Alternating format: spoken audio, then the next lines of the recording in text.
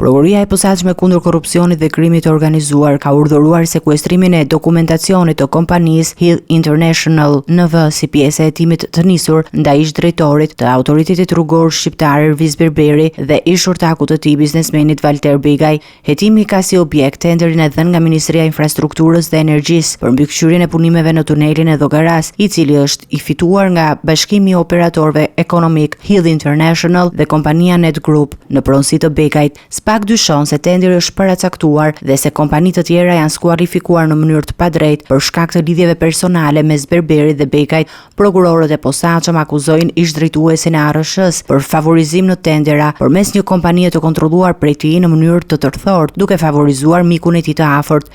Berberi përflitet si një nga bashkëpunëtorët më të afërt të zëvendës kryeministres dhe ministres së infrastrukturës Belinda Balluku. Ndërkohë, nga Ratia, ish-zëvendës kryeministri Arben Ahmetaj ka akuzuar publikisht se bëhet fjalë për një aferë të madhe korruptive që përfshin jo vetëm Ballukun, por edhe kryeministrin Edi Rama.